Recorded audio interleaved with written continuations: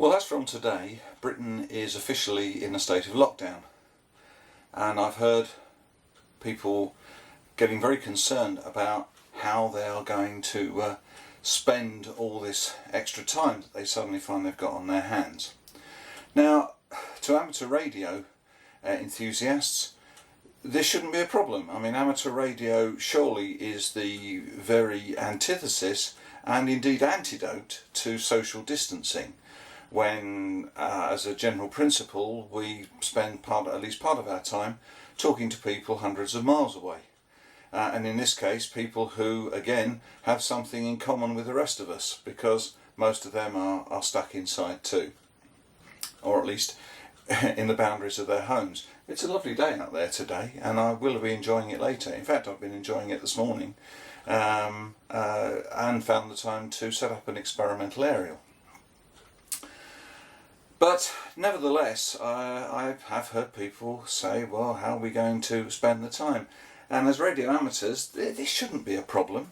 And so I just thought I'd put down or record some ideas and suggestions. I'm sure they're not original. Maybe there's a few things here that people haven't thought of. Well, the first one, of course, is get on the air. So few amateurs seem to do this nowadays, unless there's a contest or competition or something on.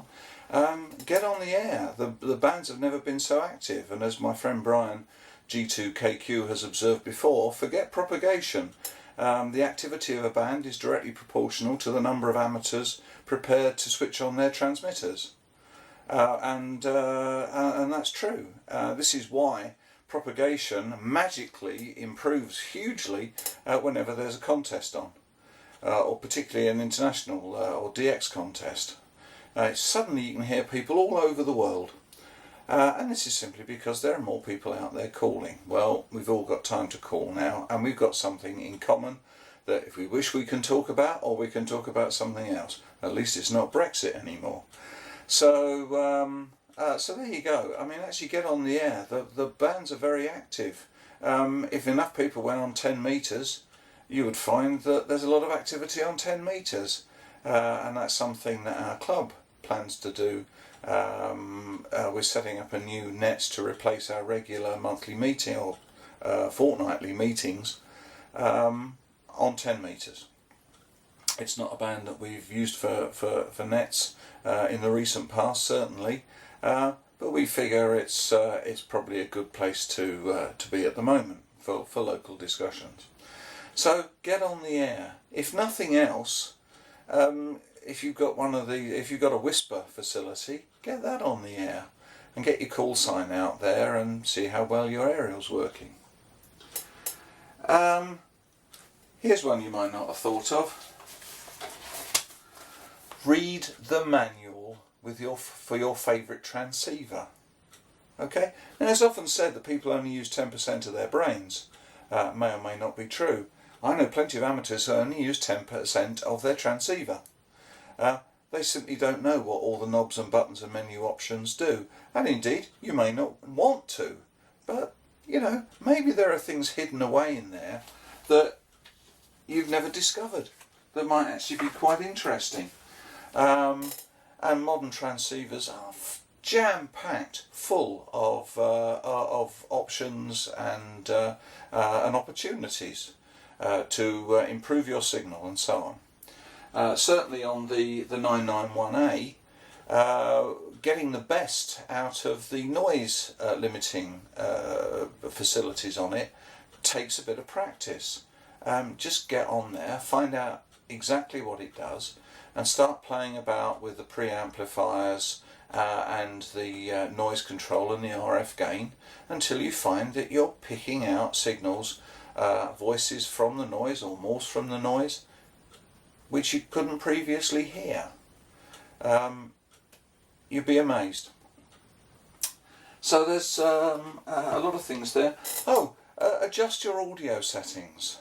There's a lot of very muffled phone communication going on out there at the moment, and sure enough, the facilities for optimizing your audio in terms of equalization and compression and so on, things like that, on most transceivers are excellent to the point of scary for some people. And I know lots of people say, oh, I don't touch any of those controls. You know, people say they can hear me okay, that's fine. But there's an opportunity to monitor your own signal and try experimenting with the microphone audio settings.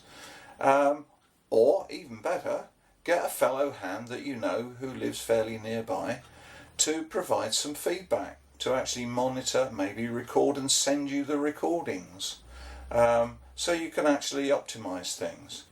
And I found quite recently that from my own experiments, I think people have told me there's not enough top on my audio for DX purposes, so I have actually done some experimentation for this microphone that I use, and I think I've improved things a bit. We'll find out. The more I spend on the air, the more I'll know whether I've been successful or not. But that's something to try. Contests, well, some contests are going ahead, some very much encouraged. Others, like National Field Day, have sadly been cancelled because of the social distancing rules, and maybe wisely so. But just because National Field Day in June is cancelled doesn't mean you shouldn't get on the air. Okay, go on the air, use MORSE, use phone. Make it a day when, instead of competing for bits of paper, we just all go on the air, or weekend we go on the air and just talk to one another. Great, another marvellous opportunity. Hey, if the weather's good, set up a portable station out in your garden and run it as if it were a field day. And see what you can do. QRP, high power, pull out the generator that you've not used for 2 years, your spare car battery, whatever. Just make use of the day. It doesn't have to be a contest. NFD, of course, is usually all about Morse. Of course, you may not know Morse. Well, learn some Morse. This is the greatest opportunity to learn Morse code. I'm trying to do it. I'm finding it very difficult. Learning the code is one thing. Learning to actually hear it and even implement it on air, I realise is quite another. But at least I've got now time on my hands, enforced time in some cases, you might say, to actually learn the code and practice. So do that. You've been meaning to do it for years and putting it off and putting it off. Well, now's your opportunity. Build something. I know not all radio amateurs build stuff nowadays. Many of them don't. Many of them kind of used to but stopped because, well, you can buy anything you want now, can't you? You can buy it commercially. You don't need to build anything. Well, never mind. Drag out the soldering iron and the solder and look for something that might be useful around the shack.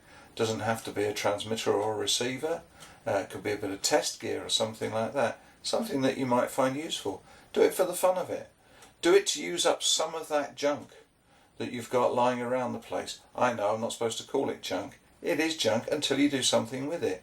So do something with it. Make something. Figure out what you can use. Tidy up your shack. If it's anything like mine, tidying it up is like Christmas all over again. It's fantastic. Stuff you find. I found some amazing stuff recently. I found an old Army carbon microphone, which gave me a number of ideas. Hey, that little tiny one transistor AM transmitter, now I have a carbon microphone for it. Time I built that, I think, and just gave it a try, because I can. If you don't want to get into electronics, or electronics isn't really your thing, build an aerial. I've got one out there at the moment. It's an old military whip antenna, which I've put up on an old microphone stand that I've got. This particular QTH is not overladen with old photographic tripods. Yours may be. I've got mic stands. I've got a busted mic stand which is no good as a microphone stand anymore. It's not reliable enough, but it's good enough to put an aerial on. And so it's out there at the moment, whispering to the world. When I last checked, I got signals all over Europe, and last night when I was testing it, I even got a couple of spots in America as well. And I'll be using that in portable operations when I've done a few more experiments with it. In our club, Tom, G0SHW, has been experimenting with 2-metre aerials. And he's made some wonderful lash-ups of bits of scrap wood and wire. He was quite embarrassed to show them off at a recent club meeting, but the fact is they work. I've heard them. He's used them on our nets and done some experiments to see how directional they are and so on and so forth, and they work, and they put out a signal and they receive signals, either up in his loft or even just on the landing of his house or by a window. So building an aerial, it's great fun building an aerial, and it couldn't be easier. Almost any old bits of scrap will do. Scrap metal, scrap wood, plumbing parts, you've got an aerial. Another friend of mine lost his 6-metre beam in the storms recently, and he's putting together something for 6 metres, a 6-metre dipole out of some 300 ohm flat ribbon cable. Dead simple to do, will probably work extremely well. Try it. Yeah, I've already said sort out your junk boxes. Just go through it, see what you've got, and get some ideas for things to do. Back to the radio, try something new. I know what you think about data modes, but I'm told they can be very addictive, and it's never been easier probably to get data modes running on your computer, on your radio. I mean, if you've got a fairly recent radio, it's probably got a USB port on it. If it's got a USB port, you can plug it into a laptop. If you can plug it into a laptop, you can probably run data modes on it without too much difficulty. Give it a try. As they say, you either love it or hate it. FT8, I'm kind of indifferent to it at the moment, but when I've got nothing else to do, I'll certainly give it a go. So be experimental. Do things that before have been too far down your projects list to consider. And finally, do some reading. Read some of those books you've got lying around. Go online and read some of the old articles, even historically old articles, in Shortwave Magazine, Practical Wireless, Radio Constructor. They're all there. You do know about www.americanradiohistory.com, don't you?